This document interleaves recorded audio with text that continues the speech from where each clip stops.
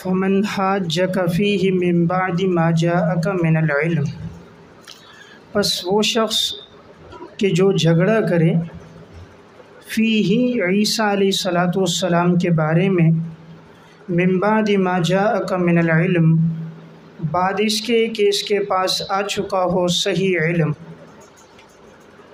فقل تعالوا، آپ فرما دیجئے تم آؤ، ندعو ابناءنا و ابناءکم، ہم بلاتے ہیں اپنے بیٹوں کو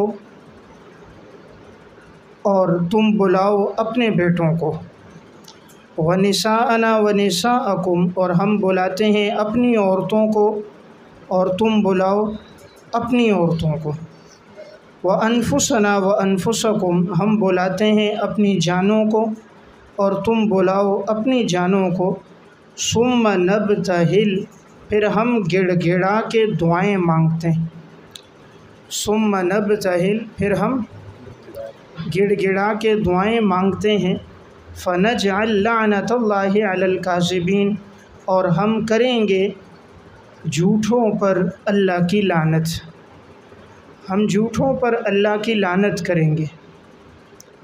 فمن حاجک فیہ، پس جو شخص جھگڑے آپ سے، فیہ عیسیٰ علیہ السلام کے بارے میں، من بعد ما جاءک من العلم، بعد اس کے کہ اس کے پاس آ چکا ہے صحیح علم، علم کے نیچے صحیح علم اس کے پاس آ چکا ہے، تو آپ فرما دیجئے تعالوا، تم آؤ، ندعو ابناءنا، ہم بلاتے ہیں اپنے بیٹوں کو، و ابناءکم، اور تم بلاؤ اپنے بیٹوں کو، ونساءنا و نساءکم، ہم بلاتے ہیں اپنی عورتوں کو، تم بلاؤ اپنی عورتوں کو، ہم لاتے ہیں اپنی جانوں کو اور تم لے کر آؤ اپنی جانوں کو، ثم نبتہل، پھر ہم گڑ گڑا کے دعا مانگتے ہیں، اور پس ہم جھوٹوں پر اللہ کی لعنت کریں گے۔ اس آیت کا عنوان ہے نصارہ کو دعوت مباہلہ، نصارہ نجران کو دعوت مباہلہ۔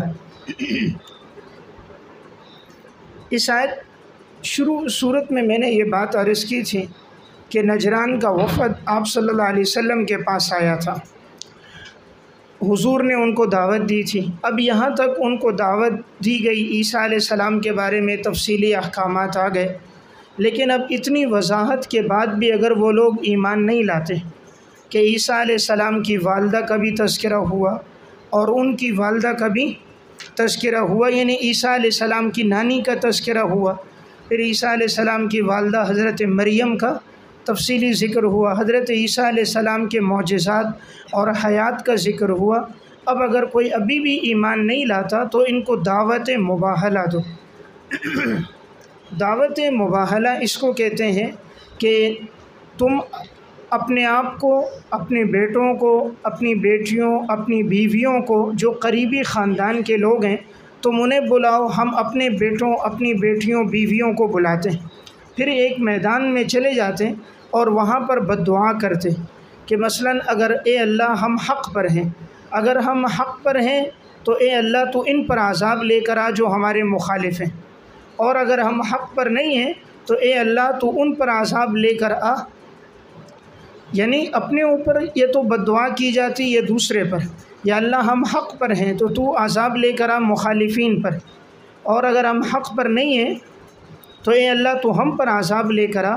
اس کو بولتے ہیں دعوت مباہلہ، یعنی دوسرے کو چیلنج دینا، مناظرے کا نہیں بلکہ اپنے آپ پر بد دعا کرنے کا کہ جو حق پر ہے وہ باقی رہے گا اور جو باطل پر ہے اس پر اللہ کا عذاب آئے گا۔ اب آپ صلی اللہ علیہ وسلم حضرت فاطمہ، حضرت علی رضی اللہ تعالیٰ عنہ کو، اور آپ نے حضرت حسن، حضرت حسین، اور آپ خود ساتھ نکلے، ان کو کہا تم بھی لے کر آؤ، یعنی دلائل کو تو تم نے نہیں مانا، ہر قسم کے دلائل ان کو دے دیے گئے، دلائل عقلیہ، دلائل نقلیہ، لیکن نصارہ نجران کے وفد نے ان دلائل کو تسلیم نہیں کیا، تو اب دوسری صورت تھی کہ دلائل تم نہیں مانتے، چلو اللہ رب العزت سے فیصلہ کروا دیتے ہیں، جو حق پر ہوگا وہ باقی رہے گا اور جو باطل پر ہوگا اس پر اللہ کی طرف سے عذاب آئے گا۔ جب آپ صلی اللہ علیہ وسلم ان کو لے کر باہر نکلے تو نصارہ نجران کا جو سب سے بڑا تھا عاقب اس کا نام تھا، اسی طرح ان کے جو دوسرے سردار اور بڑے ان کے علماء تھے، جب انہوں نے دیکھا تو انہوں نے کہا یہ جو روشن چہرے آ رہے ہیں، یعنی حضور کا چہرہ، حضرت حسنین، حضرت علی اور فاطمہ، کہا یہ لوگ حق پر ہیں، اور اگر یہ پیغمبر حق پر ہے، اگر اس نے دعوت مباہلہ ہم سے کیا تو ہم میں سے کوئی بھی باقی نہیں بچے گا، ہم سب پر اللہ کا عذاب آ جائے گا، بہتر ہے کہ ان کے ساتھ مباہلہ نہ کرو۔ اب ان کو پتہ تو تھا کہ ہم باطل پر ہیں، یہ حق پر ہیں، تو آپ صلی اللہ علیہ وسلم سے کہا کہ ہم آپ سے مباہلہ نہیں کرتے۔ تو اب چونکہ 3 چیزوں کی دعوت تھی نا، یا ایمان لے آؤ، یا نمبر 2 ہمیں جزیہ دو، ہمارے ماتحت رہو، اور یا نمبر 3 جہاد کے لیے تیار ہو جاؤ۔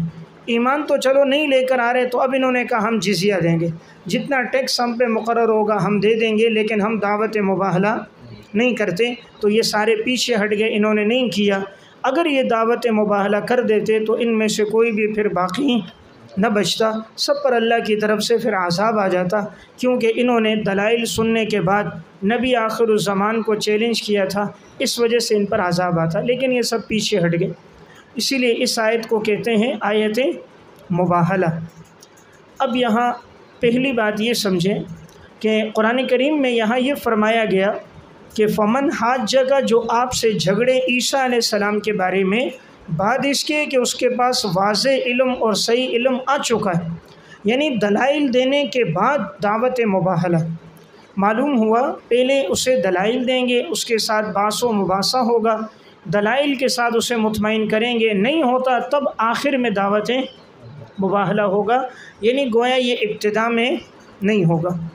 دوسری بات کہ یہ دعوت مباہلہ آپ صلی اللہ علیہ وسلم نے فرمایا، تو اسی طرح اگر مسئلہ ہو حق اور باطل کا، کفر اور اسلام کا، وہاں تو دعوت مباہلہ ہوتا ہے کہ تم گناہ پر ہو، ہم حق پر ہیں، لیکن فرعی مسائل میں، جزوی مسائل میں، ان میں مباہلہ نہیں ہوتا کہ اب کوئی چیلنج کرے کہ تم جو رفع دین کر رہے ہو وہ ٹھیک نہیں ہے، یا ہم کر رہے ہیں وہ ٹھیک ہے، اس میں مباہلہ نہیں ہوگا، اس لیے کہ دونوں طرف میں روایات موجود ہیں۔ یہ مسئلہ اولا اور غیر اولا کے اعتبار سے، آمین بالجہر ہو یا آمین بالسر ہو، دونوں طرف روایات موجود ہیں، یہ مسئلہ اولویت اور عدم اولویت کا ہے۔ یا اسی طرح فقہاء کرام کے درمیان میں جو اختلافی مسائل ہیں وہ تمام مسائل اولا اور غیر اولا ہونے کے اعتبار سے ہیں، ان مسائل میں مباہلہ نہیں ہوگا، یہ صرف کس میں ہوگا؟ حق اور باطل کا جہاں معرکہ ہو، جہاں کفر اور اسلام کی وضاحت مطلوب ہو، وہاں یہ مباہلہ ہوگا، ہر ایک میں نہیں ہوگا۔ پھر آج کے دور میں کیا بہتر ہے؟ آج کے دور میں بہتر ہے مناظرہ مباحثہ کیا جائے، مباہلہ نہ کیا جائے، اس لیے کہ آج ہمارا وہ ایمان، وہ تقوی، وہ اخلاص للہیت، وہ راتوں کا رونا، دن کا جاگنا، جہاد، قیام اللیل، صوم النہار آج ہمارا نہیں ہے۔ اس وجہ سے اگر آج ہم کریں گے، اسلام تو حق پر ہے، لیکن ہمارے گناہوں کی وجہ سے ہو سکتا ہے اللہ کی مدد فوراً نہ آئے۔ جب نہ آئے، آج میڈیا کا دور، ذرائع ابلاغ کا دور ہے، تو اب ساری جگہ بات ہو جائے کہ دیکھو بھائی انہوں نے کہا تھا یہ ہلاک ہوں گے، ہم بچیں گے، یا ہم پر یہ مدد اور نصرت آئے گی، حالانکہ وہ فی الوقت نہ آئی، اس میں اللہ کی کوئی حکمت ہو، تو لوگ اس سے مزید مرتد ہو جائیں گے، دین سے بھٹک جائیں گے۔ تو آج کے دور میں مباہلہ نہ کیا جائے، بلکہ مناظرہ کیا جائے اور مباحثہ کیا جائے، دلائل کے ساتھ بات کی جائے اور مباہلے سے اجتناب کیا جائے۔ الا یہ کہ ایک آدمی صوم و صلاۃ کا پابند، اللہ سے اس کا مضبوط تعلق ہو، پھر وہاں کرے تو ٹھیک ہے۔ یا کوئی کافر اگر خود چیلنج کرے کہ ہم حق پر ہیں، نہیں ہے تو آؤ تم بد دعا کرو، ہم اپنے آپ پر کرتے ہیں، اگر وہ خود سے چیلنج کرے اور اس کی طرف دعوت دے اور لوگ مرتد ہو رہے ہوں، ایسے وقت میں تو اس کو قبول کیا جائے، خود سے اس میں پہل نہ کی جائے۔ اب یہاں اللہ رب العزت نے فرمایا نا فَقُلْ تَعَالَوْا، تم ان سے کہو کہ تم آؤ، نَدْعُ أَبْنَاءَنَا، ہم بلاتے ہیں اپنے بیٹوں کو، تم بلاؤ اپنے بیٹوں کو، آپ صلی اللہ علیہ وسلم کا کوئی صلبی بیٹا تو بالغ نہیں ہوا، آپ کے بیٹوں کا انتقال ہو گیا تھا بچپن میں، تو آپ کا کوئی بیٹا نہیں تھا۔ تو یہاں آپ صلی اللہ علیہ وسلم اپنے ساتھ حضرت علی رضی اللہ تعالیٰ عنہ کو لے کر گئے، تو حضرت علی بمنزل آپ کے بیٹے کے تھے، چونکہ آپ نے ان کی تربیت کی، بچپن میں وہ آپ کے ہاتھ پر ایمان لے کر آئے اور ساری ان کی نشو و نما حضور کے ہاتھ پر ہوئی، تو وہ بمنزل بیٹے کے تھے۔ اور آپ کے داماد بھی تھے، تو داماد بمنزل بیٹے کے ہوتا ہے، سسر بمنزل والد کے ہوتا ہے۔ وَنِسَاءَنَا وَنِسَاءَكُمْ، ہم اپنی عورتیں تم اپنی عورتوں کو لے کر آؤ، تو حضور اپنی بیٹی حضرت فاطمہ کو ساتھ لے کر گئے۔ وَأَنفُسَنَا وَأَنفُسَكُمْ، ہم اپنی جانیں تم اپنی جانوں کو لے کر آؤ، تو آپ صلی اللہ علیہ وسلم خود بھی ساتھ گئے، تو خود بھی گئے، آپ کے نواسے بھی حضرت علی رضی اللہ تعالیٰ عنہ بھی۔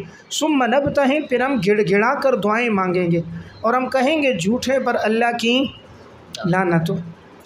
اب یہاں پر روافض نے اس آیت کے اندر یہ تشریح کی، انہوں نے کہا کہ آپ صلی اللہ علیہ وسلم کی صرف ایک بیٹی تھی حضرت فاطمہ، اس لیے کہ اگر حضور کی اور بیٹیاں ہوتیں تو حضور دعوت مباہلہ میں انہیں بھی ساتھ لے کر جاتے، لیکن حضور صرف حضرت فاطمہ کو لے کر گئے، تو معلوم ہوا آپ کی اور بیٹیاں نہیں ہیں۔ اس کا جواب یہ ہے، یہ جو واقعہ مباہلہ پیش آیا یہ سن 9 ہجری میں یا ایک قول سن 10 ہجری میں پیش آیا۔ حضور کا انتقال ہوا ہے سن 11 ہجری میں، اور یہ واقعہ پیش آیا ہے سن 9 یا سن 10 ہجری میں۔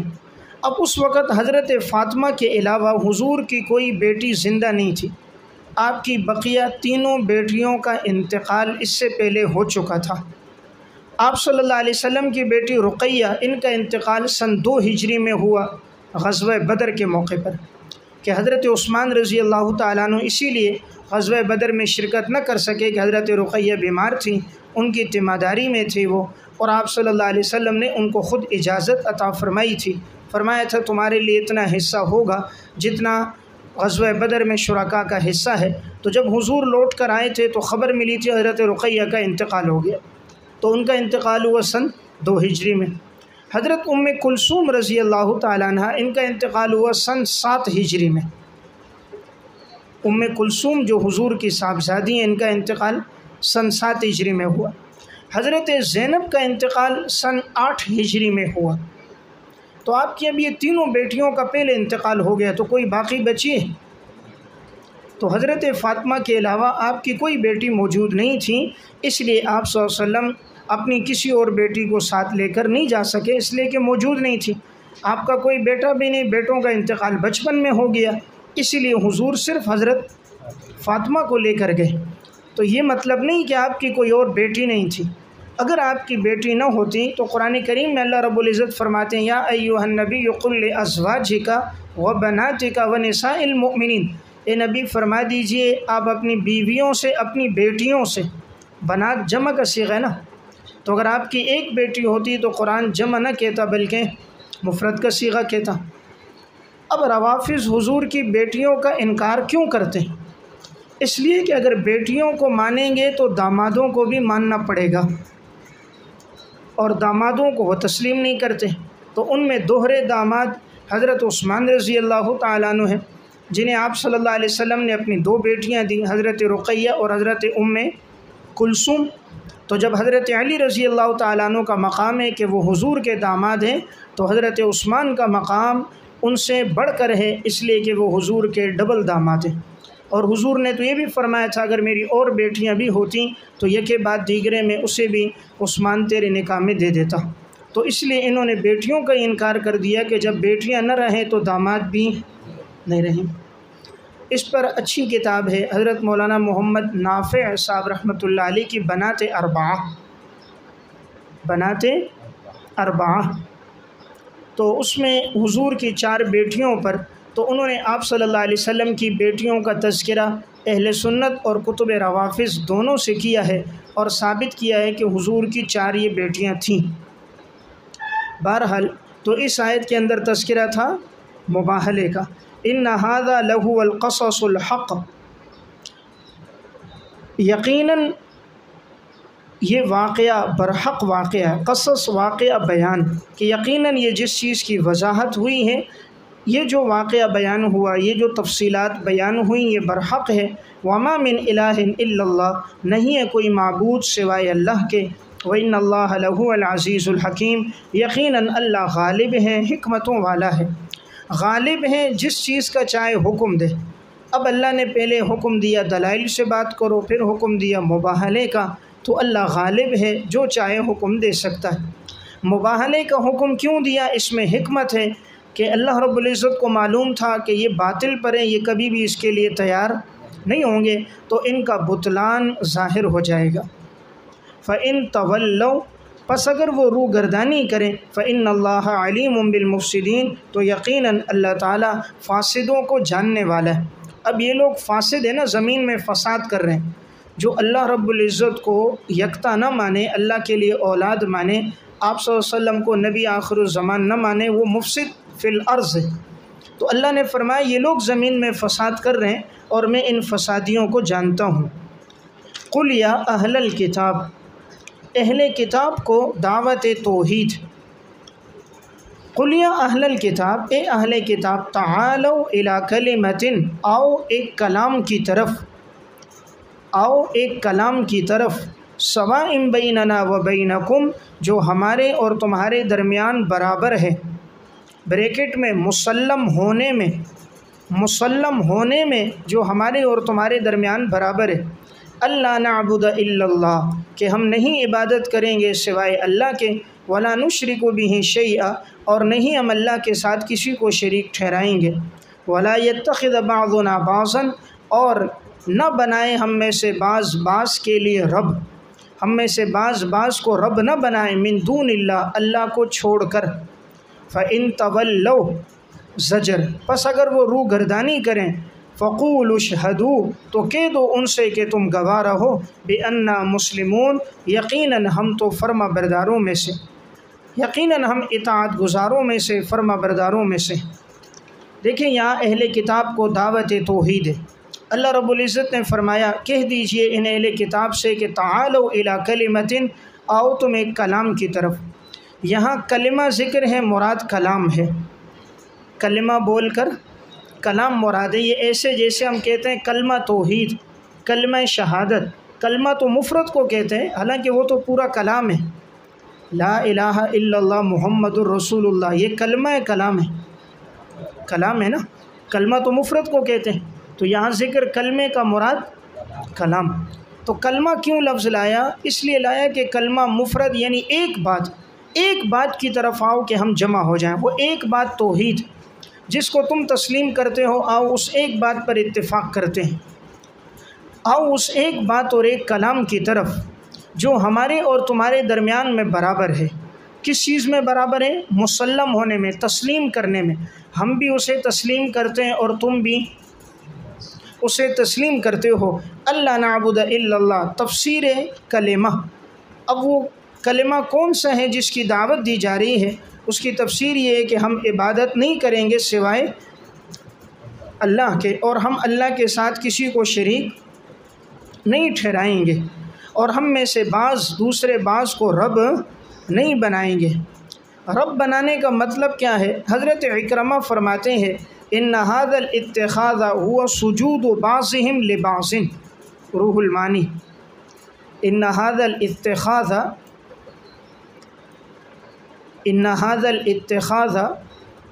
هو سجود بعضهم لبعض، کہ یہاں رب بنانے کا مطلب یہ ان میں سے بعض بعض کو سجدہ کرتے تھے،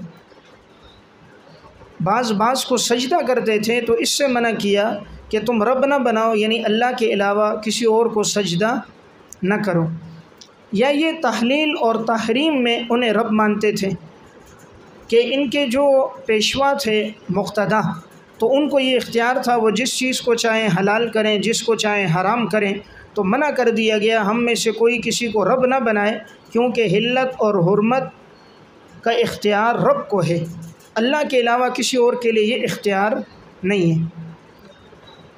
फ़इन तवल्लौ, बस अगर ये फिर भी रूगर्दानी करें, इस बात पर ना आएँ, तो तुम उनसे कह दो कि तुम गवाह रहो, यकीनन हम तो फर्माबरदारों में से, यानी तुम हमारी बात नहीं मानते तो ना मानो, हम तो ख़ुद इताअत करेंगे, तुम इस पर गवाह रहो। यानी क़यामत के दिन ये ना कहना कि हमें बात नहीं पहुँची, दावत नहीं पहुँची, तुम्हें दावत पहुँच चुकी। इस आयत से एक बात ये मालूम हुई, जब किसी के साथ बात करनी हो फ़रीक़ मुखालिफ के साथ, तो पहले उसे उस चीज़ पर लेकर आएँ जिसको वो तस्लीम करता है। पहले मुसल्लम बात पर दोनों फ़रीक़ जमा हो जाएं, फिर उस बात पर जमा हो जाएं जिसमें इख्तिलाफ़ है, यानी ऐसी बात जिसमें दोनों का इत्तेफाक है, पहले उसको ले लिया जाए कि इसको हम भी मानते हैं, तुम भी मानते हो। जब फ़रीक़ैन दोनों को मान रहे हैं, इस पर इत्तेफाक हो गया, तो फिर बात उस पर की जाए जिसमें इख्तिलाफ़ है। तो अब बात करना आसान होगी, इसलिए कि मालूम हो जाएगा मुख्तलफ़ी की चीज़ क्या है और जिस चीज़ पर कबूलियत है, इत्तेफाक है, वो क्या है। तो मुत्तफ़क़ुन अलैह और मुख्तलफ़ी की जब तायीन हो जाए, फिर बात करने का फ़ायदा होता है, सुनने वालों को भी बात समझ में आती है। या अहलल किताब लिमा तुहाज्जून फ़ी इब्राहीम, शिकवा, ए अहले किताब, क्यों तुम झगड़ते हो हज़रत इब्राहीम के बारे में। वमा उन्ज़िलत तौरात वल इंजील, हालांकि तौरात और इंजील नहीं नाजिल की गई, इल्ला मिन बादिही, मगर इब्राहीम अलैहिस्सलाम के बाद। अफ़ला ताक़िलून, क्या नहीं है तुम्हारे अंदर अक़ल, क्या तुम अक़ल नहीं रखते, समझ नहीं रखते। ये अल्लाह ने इनका शिकवा और जवाब शिकवा ज़िक्र किया। देखो, इनका शिकवा ये था, यहूद ये कहते इब्राहीम अलैहिस्सलाम यहूदी हैं, नसारा ये कहते हैं कि इब्राहीम अलैहिस्सलाम नसारा हैं, ईसाई हैं, और मुसलमान ये कहते थे कि नहीं, इब्राहीम अलैहिस्सलाम मुसलमान हैं, दीन हनीफ़ पर हैं और हम उन्हीं की मिल्लत पर हैं। मुशरिकीन माज़अल्लाह कहते हैं इब्राहीम अलैहिस्सलाम मुशरिक हैं, इसलिए आगे आयत में रद आएगा, मा काना इब्राहीम यहूदिय्यन वला नसरानिय्यन वलाकिन काना हनीफ़म मुस्लिमा वमा काना मिनल मुशरिकीन। इब्राहीम अलैहिस्सलाम न यहूदी थे, न ईसाई थे, न मुशरिक थे, दीन हनीफ़ पर थे। अब अल्लाह रब्बुल इज़्ज़त ने उनकी बात का जवाब बड़ा वाज़ेह दिया। उनका दावा था इब्राहीम अलैहिस्सलाम यहूदी और ईसाई। अल्लाह ने फरमाया कि तौरात और इंजील ये दोनों किताबें तो इब्राहीम अलैहिस्सलाम के बाद नाजिल हुई हैं। इब्राहीम अलैहिस्सलाम पहले गुज़रे, हज़रत मूसा अलैहिस्सलाम उनके बाद आए, ईसा अलैहिस्सलाम उनके आखिर में आए, बनी इसराइल के आखिरी पैगम्बर हैं, ये तो बाद में आए, इन पर किताबें बाद में नाजिल हुई। तो इब्राहीम अलैहिस्सलाम कैसे यहूदी हो गए? यहूदी तो तब होते जब तौरात उनसे पहले नाजिल होती और इंजील पहले नाजिल होती। हालांकि तौरात और इंजील बाद में नाजिल हुई, इब्राहीम अलैहिस्सलाम पहले गुजर गए। तो ये इतनी वाज़ेह बात है, तुम्हारे अंदर अक़ल नहीं है कि तुम समझ सको। इस बात को तो हर अक़लमंद समझ सकता है कि जब वो किताबें नाजिल ही नहीं हुई थी, वो पैगम्बर दुनिया में आए ही नहीं थे, तो इब्राहीम अलैहिस्सलाम कैसे यहूदी और ईसाई हो गए। तो इसीलिए फ़रमाया, या अहलल किताब, ए अहले किताब, क्यों तुम झगड़ते हो इब्राहीम अलैहिस्सलाम के बारे में। वाव हालिया, दरा हाले के तौरात और इंजील नाजिल नहीं किए गए मगर इब्राहीम अलैहिस्सलाम के बाद। अफ़ला ताक़िलून, क्या नहीं है तुम्हारे अंदर अक़ल, तुम्हारे अंदर अक़ल नहीं है। बैन सुतूर, किस बात पर, बुतलान क़ौलिकुम, तुम्हारे कौल के बुतलान पर, तुम्हारे अंदर समझ नहीं है कि तुम समझो कि तुम्हारा कौल बातिल है। हाँ अंतुम हाँ उलाई, सो तुम वही लोग हो। तर्जुमा लिखो, सो तुम वही लोग हो, हाँ जज तुम फ़ीमा लकुम बिही इल्म, कि तुमने झगड़ा किया उस चीज़ में जिसके बारे में तुम्हें कुछ इल्म था। इल्म उनके नीचे कुछ इल्म था, कि तुमने झगड़ा किया उस चीज़ के बारे में जिसके बारे में तुम्हें कुछ इल्म था। फ़लिमा तुहाज्जून फ़ीमा लैसा लकुम बिही इल्म, क्यों तुम झगड़ा करते हो उस चीज़ के बारे में जिसके बारे में तुम्हें कोई इल्म नहीं है। नकिरा, कोई इल्म तुम्हें नहीं है। वल्लाहु यअलमु व अंतुम ला तअलमून, अल्लाह जानता है और तुम नहीं जानते। देखिए यहाँ पर अल्लाह रब्बुल इज़्ज़त ने फरमाया, हाँ अंतुम हाँ उलाई, सो तुम वही लोग हो कि तुम लोग झगड़ा करते हो उस चीज़ के बारे में जिसके बारे में तुम्हें कुछ इल्म है। देखिए नकिरा है कुछ इल्म, इल्म उनके नीचे इबारत लिख लें, बिही की ज़मीर का जो मर्जा है, इल्मुम मिन अम्र ईसा अलैहिस्सलाम, علم من امر عیسیٰ علیہ السلام و بشارت محمد صلی اللہ علیہ وسلم، کہ تمہیں علم ہے عیسیٰ علیہ السلام کے بارے میں اور محمد صلی اللہ علیہ وسلم کی بشارت کے بارے میں تمہیں علم ہے۔ یعنی عیسائیوں کو بھی پتہ تھا نا، جو عیسائی علماء اور رہبان تھے وہ بھی جانتے تھے کہ عیسیٰ علیہ السلام کو پھانسی نہیں دی گئی، وہ اللہ کے بیٹے نہیں، آسمانوں پر اٹھایا گیا، اور انجیل کے اندر آپ صلی اللہ علیہ وسلم کی بشارتیں موجود ہیں۔ خود قرآن میں بھی مبشرا برسول یاتی من بعد اسمہ احمد، کہ عیسیٰ علیہ السلام نے بشارت دی ہے۔ یعنی اللہ فرما رہے تمہیں بھی علم ہے کہ آپ صلی اللہ علیہ وسلم آخری پیغمبر ہیں، اور ان کی بشارت کا تذکرہ تمہاری کتابوں میں، تو تمہیں علم ہے پھر بھی تم جھگڑ رہے ہو۔ تو فَلِمَ تُحَاجُّونَ، پس تم کیوں جھگڑتے ہو اس چیز کے بارے میں جس کے بارے میں تمہیں کوئی علم نہیں ہے۔ علم النکرہ تحت نفی عموم کے لیے، جس چیز کا تمہیں کوئی علم نہ ہو اس پر تم کیوں جھگڑتے ہو؟ یعنی اس بات کا تمہارے پاس کیا علم ہے عیسیٰ علیہ السلام اللہ کے بیٹے ہیں؟ ابنیت پر، ان کی الوہیت پر، معبود ہونے پر تمہارے پاس کون سا علم ہے؟ اور انجیل کا الی یوم القیامہ ہونا، یعنی شریعت کا منسوخ نہ ہونا، اس پر تمہارے پاس کون سا علم ہے؟ تو تمہارے پاس کوئی علم نہیں ہے اس پر، اللہ جانتا ہے اور تم نہیں جانتے۔ ما کان ابراہیم، شہادت خداوندی، پس نہیں ہے ابراہیم علیہ السلام یہودی اور نہ عیسائی، ولیکن کان حنیفا مسلمہ، لیکن وہ حق پرستار تھے، حق پرستارہ، حق پر چلنے والے۔ حنیف کہتے دین حنیف، دین حنیف پر تھے، مسلمن مسلمان تھے، دین حنیف پر تھے، مسلمان تھے، حق پر چلنے والے تھے۔ دین حنیف کا مطلب ہوتا ہے ایسا دین جس میں آدمی باطل سے، کفر سے ہٹ کر یکسو ہو، سیدھے راستے پر ہو، صراط مستقیم پر ہو۔ تو ابراہیم علیہ السلام دین حنیف صراط مستقیم پر تھے، اس میں عیسائیت، یہودیت کی طرف میلان نہیں تھا۔ وما کان من المشرکین، اور وہ مشرکین میں سے بھی نہیں تھے۔ ان اول الناس بابراہیم، متعلقین ابراہیم کا بیان۔ ابراہیم علیہ السلام کے متعلق کون لوگ ہیں؟ اللہ نے فرمایا ابراہیم علیہ السلام کے قریب وہ لوگ ہوں گے کہ جو ابراہیم علیہ السلام پر ایمان لے کر آئے اس کے وقت میں، اور یہ نبی اور ایمان والے لوگ ان کے قریب ہیں۔ ان اول الناس بابراہیم، یقیناً قریب ترین لوگوں میں ابراہیم علیہ السلام کے وہ لوگ ہیں، للذین اتبعوہ، جنہوں نے ابراہیم علیہ السلام کی پیروی کی۔ نیچے لکھیں فی وقت ہی، ان کے وقت میں، ان کے زمانے میں، ان کے دور میں جنہوں نے ان کی پیروی کی۔ وہذا النبی، اور یہ نبی آپ صلی اللہ علیہ وسلم، نبی سے مراد الف لام عہد خارجی، اور آپ صلی اللہ علیہ وسلم ابراہیم علیہ السلام کے قریب ہیں۔ والذین آمنوا، اور جو ایمان لے کر آئے، صحابہ اکرام، حضور اور صحابہ، یہ ابراہیم علیہ السلام کے قریب ہیں۔ واللہ ولی المؤمنین، اور اللہ تعالیٰ ایمان والوں کا دوست ہے۔ دیکھیں اللہ رب العزت نے فرمایا ان اول الناس بابراہیم، لوگوں میں سب سے قریب ترین لوگ ابراہیم علیہ السلام کے وہ لوگ ہیں جنہوں نے ابراہیم علیہ السلام کی پیروی کی ان کے زمانے میں۔ ابراہیم علیہ السلام جب نبی بنے اس وقت جن لوگوں نے ابراہیم علیہ السلام کو نبی مانا وہ ان کے قریب ہیں، اور ان کے جانے کے بعد اب یہودی مشرک ان کے قریب نہیں، بلکہ وہذا النبی، آپ صلی اللہ علیہ وسلم قریب ہیں، اور صحابہ ایمان والے قریب ہیں، اور اللہ بھی دوست رکھتا ہے ایمان والوں کو۔ تو گویا اللہ یہود و نصارہ کو، ان مشرکوں کو دوست نہیں رکھتا، تو گویا یہ ابراہیم علیہ السلام کے بھی دشمن ہیں کہ ان کی پیروی نہیں کرتے، اور اللہ کے بھی دشمن ہیں۔ وَدَّتْ طَائِفَةٌ مِّنْ أَهْلِ الْكِتَابِ، پس تمنا کرے گی ایک جماعت اہل کتاب میں سے، لَوْ يُضِلُّونَكُمْ، کہ وہ کاش تمہیں گمراہ کر دیں۔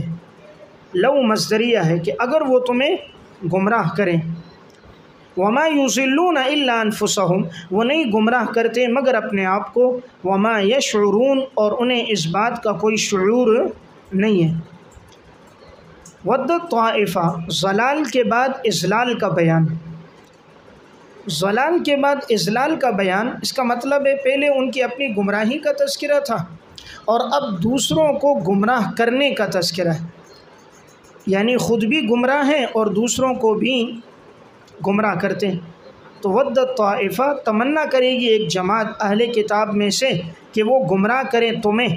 تو میں نے کہا لو مصدریہ ہے تو اس لیے یضلون کو یہ مصدر کے معنی میں کرے گا، تو یہ فعل مضارع کا ترجمہ نہیں ہوگا کہ وہ گمراہ کریں گے، نہیں، مصدری معنی ہے کہ وہ چاہتے ہیں کہ وہ گمراہ کریں تمہیں، اور وہ نہیں گمراہ کرتے مگر اپنے آپ کو. اس کا مطلب یعنی گمراہی کی سزا انہیں ملے گی، گمراہ کرنے کی سزا اور وبال انہیں ملے گا، لیکن وما یشعرون انہیں پتہ نہیں ہے، انہیں شعور نہیں ہے، یعنی وہ سمجھتے نہیں ہیں اس بات کو کہ ہم خود بھی گمراہ، دوسروں کو بھی گمراہ کر رہے ہیں اور گمراہی کی سزا تو ہمیں ملے گی. یا اہل الکتاب لم تکفرون بآیات اللہ، شکوہ اور ملامت بر ضلال، یہ بھی شکوہ ہے، اور اللہ نے ان کی گمراہی پر ان پر ملامت کی ہے. اے اہل کتاب لم تکفرون بآیات اللہ، کیوں تم انکار کرتے ہو اللہ کی نشانیوں کا، وانتم تشہدون، درا حال ہے کہ تم ان کی سچائی کی گواہی دیتے ہو. وانتم تشہدون، حالانکہ تم ان کی سچائی کی گواہی دیتے ہو، یعنی تمہیں بھی معلوم ہے پھر بھی تم انکار کر رہے ہو. لما تکفرون، اس کے نیچے فی التوراۃ والانجیل، کیوں تم انکار کرتے ہو ان نشانیوں کا جو تورات اور انجیل میں، تورات اور انجیل میں نشانیاں تھیں آپ صلی اللہ علیہ وسلم کی نبوت کی، تو تم ان نشانیوں کا کیوں انکار کرتے ہو حالانکہ تم خود بھی ان کی گواہی دیتے ہو. یعنی ان کے علماء کو پتہ تھا، وہ خود گواہی دیتے تھے کہ اس نبی کی بشارتیں موجود ہیں. جب ان سے کوئی تنہائی میں پوچھتا تو اس کو بتاتے، مجلس میں نہ بتاتے، اہل علم کے سامنے نہ بتاتے. اگر عوام میں سے کوئی آتا نا تو اس کے سامنے کتمان چھپا دیتے، اور اگر کوئی پڑھا لکھا آدمی آتا تو اس کے سامنے تلبیس کرتے، آگے آ رہے حق و باطل کے ساتھ خلط ملط کرتے. اب کوئی آتا نا کہتا حضرت وہ بشارت تو ہے فلاں سپارے کی فلاں آیت کے اندر، کہتے نہیں اس کا یہ مطلب نہیں، یہ مطلب ہے، یہ مطلب نہیں، یہ مطلب ہے. اب ان پڑھ آدمی کو کیا پتہ، تو اس لیے اہل علم کے سامنے یہ حق کو باطل کے ساتھ ملاتے، اور عوام کے سامنے جب بات بشارتوں کی آتی تو اس میں کتمان علم کرتے. اس لیے دو چیزیں آگے دیکھو گے نا، کتمان کا تذکرہ بھی آئے گا اور تلبیس حق بالباطل کا تذکرہ بھی آئے گا. یا اہل الکتاب لم تلبسون الحق بالباطل، اب یہ ہے ملامت بر اضلال، پہلے ملامت بر ضلال تھا نا، اپنی گمراہی پر ملامت تھی، اب دوسروں کے گمراہ کرنے پر ملامت. اے اہل کتاب لم تلبسون الحق بالباطل، کیوں تم خلط مل کرتے ہو حق کو باطل کے ساتھ، وتکتمون الحق، کیوں تم چھپاتے ہو حق کو، وانتم تعلمون، درا حال ہے کہ تم جانتے ہو. تو دیکھو یہ حق کو باطل کے ساتھ خلط مل کرتے تھے پڑھے لکھے لوگوں کے سامنے. کوئی پڑھا لکھا سمجھدار آدمی آتا کہتا بھئی ان کی بشارتیں تو ہیں، کہتے نہیں اس کا یہ مطلب نہیں، یہ مطلب، بات کو خلط مل کر دیتے. جیسے آج بھی باطل ہے. اب کوئی کہتا ہے حضور کی بشریت کی آیات تو قرآن میں موجود ہیں، آپ کیسے نور کا دعویٰ کر رہے ہو، تو بات کو خلط مل کر دیتے. نہیں، وہ بشر کا مطلب ہے کہ وہ ہماری طرح کا بشر نہیں، ہماری طرح کے بشر کی نفی ہے. ہم جو نور مان رہے ہیں وہ بہت اعلیٰ اور عرفہ مان رہے ہیں. ہر باطل یہی کرتا ہے، پڑھے لکھے آدمی کو جواب نہیں دیتا بلکہ حق کو باطل کے ساتھ خلط مل کر کے بات کو طول دے دیتا ہے تاکہ بات اس پہ مشتبہ ہو جائے. اور عوام کے سامنے تکتمون الحق، تم حق کو چھپاتے. عوام کو تو پتہ نہیں، عوام کے سامنے تو عربی میں آپ گالیاں بھی دو وہ ہاتھ باندھ کے کھڑا ہوگا، مولوی صاحب قرآن پڑھ رہا ہے. تو حق کو چھپایا عوام کے سامنے اور پڑھے لکھے لوگوں کے سامنے تلبیس کیا. وانتم تعلمون، درا حال ہے کہ تم جانتے ہو. اب دیکھو جانتے ہو پھر بھی نہیں مانتے، یہ ڈبل جرم ہے. اسی لیے جو آدمی عالم ہو گناہ کرے اس کے لیے سزا ڈبل ہے. جاننے کے باوجود ایک آدمی اگر نافرمانی کرتا ہے تو اس کے لیے سزا زیادہ ہے. تو یہاں اللہ نے دو لفظ لائے، وانتم تشہدون، اور ادھر کیا آیا، وانتم تعلمون. ایک تو تم جانتے ہو، پھر تم خود گواہ بھی ہو کہ یہ باتیں ہماری کتاب میں ہیں. جانتے بھی ہو، گواہ بھی ہو، پھر بھی انکار کرتے ہو، تو اب ان کے لیے سزا سخت ہو.